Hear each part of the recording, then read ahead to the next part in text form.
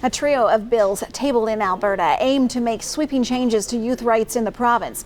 Premier Daniel Smith says that the legislation's aim is to safeguard Alberta's youth. But many of the changes have been opposed by vulnerable groups, and CBC's Aaron Collins is going to walk us through the major proposals. It was a busy day in Alberta's legislature. Several bills tabled that could mean big change across the province. New laws that could impact Alberta's doctors' offices, schools, and sports fields. Bill 26, the Health Statutes Amendment Act, a wide-reaching law that could impact nearly every area of the province's healthcare system, breaking up Alberta's current province-wide health board into 4 separate agencies that will deal with primary care, acute care, long-term care, and mental health and addiction.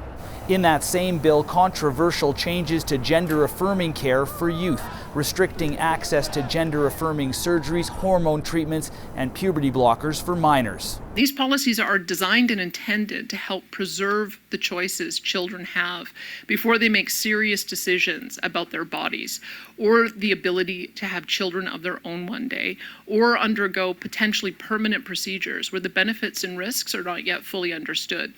The new rules, long opposed by many in Alberta's trans community.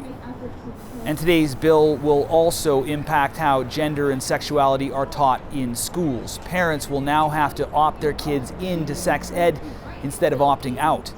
Also included in today's bills, changes to how the province will respond to future pandemics and limits on transgender athletes competing in sport. It's a lot, and some political watchers say the flurry of legislation is directed squarely at the right flank of the United Conservative Party. Danielle Smith has to placate these folks that are well organized and very motivated to try to get their agenda front and center. And on the other hand, she's got to try to hold the support of moderate Albertans. Of course, all of these bills come as the United Conservative Party gets set to hold its annual general meeting this weekend. On the agenda, a leadership review for Danielle Smith. Aaron Collins, CBC News, Calgary. Prior to the bill's introduction, Alberta's NDP addressed the changes, accusing Premier Danielle Smith of playing to a fraction of her party rather than to all Albertans. I have been in every corner of this province these last 4 months. We've talked to Albertans of every stripe from every background, and I will tell you that punching down on trans kids does not appear in the top 50 of things Albertans are concerned about. Today is a rough day. Today is a day where Albertans in every corner of this province are going to ask themselves, is there a place for me here? Is this a place where I can grow up and have a decent life and live an authentic life and have a life of dignity and a life of opportunity? And I'm not just talking about trans kids. Every single kid who thinks that maybe they're a little different in some way, which is every single kid. Okay, for more on this, we're now joined by Bennett Jensen. He is the Director of Legal at Egale, an organization that focuses on 2S LGBTQ+ issues and advocacy. Thank you so much for your time tonight. My pleasure. Thank you. So first of all, let me just get your thoughts on the legislation that Alberta has tabled today, particularly that which would affect the groups that you represent. I mean, it's devastating. It's devastating that the government has chosen on its third day of this legislative sitting to pass 3 different bills that target a very small and particularly vulnerable population of young people in the province. It's really shocking levels of government overreach, and it's a hard day. Do you think that it's constitutional, this legislation that's being proposed? No, every policy, every initiative that the Premier has introduced here violates the charter rights of gender diverse young people in the province, and quite clearly and quite explicitly.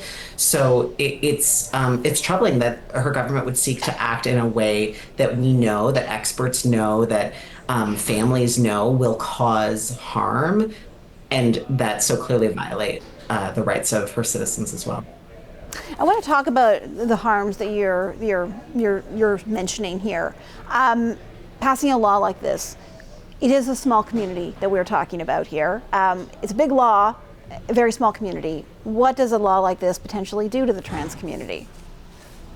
Well, I think at a kind of global level, it tells the trans community that the premier, the highest elected officer in the country, thinks there's something wrong with them, thinks that they don't deserve to be mentioned in school conversations without express opt-in, that medical treatment that anyone else in the province could receive, that all doctors, or the majority of doctors agree is appropriate, is no longer allowed.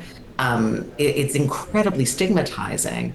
And in terms of more direct harm, in the clip you just showed with the premier, there's been a lot of misinformation that seems to be animating these policies. And so we're in fact denying young people, trans young people, the opportunity to make the right decisions for themselves. And we can talk specifically about some of the initiatives, but we're undermining their ability to be safe in Alberta.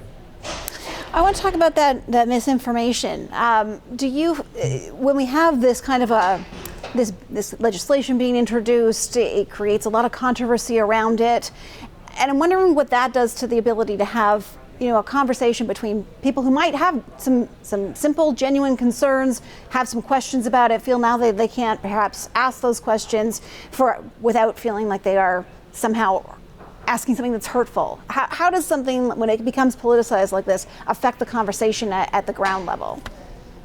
Well, I think it just takes the temperature up unnecessarily. And so I think we're talking about different categories of things. So in terms of medical care, it makes perfect sense that if you don't know a trans young person or you don't know a trans adult, you wouldn't be familiar with medical interventions and how they work. So you wouldn't know that the purpose of hormone blockers is to preserve choice of trans young people, to prevent irreversible changes, not to cause them, that there are no consequences for fertility of hormone blockers. You wouldn't know any of those things, and you would be concerned if you were given the impression that something bad was happening to young people. So that makes perfect sense. I think if parents in schools are given the impression that something is happening that's nefarious, or that they aren't familiar with, or that's somehow inappropriate, that is concerning. I think we all agree, though, that all young people in the province deserve to attend school in a safe and inclusive environment where they feel like they can focus on learning and find community.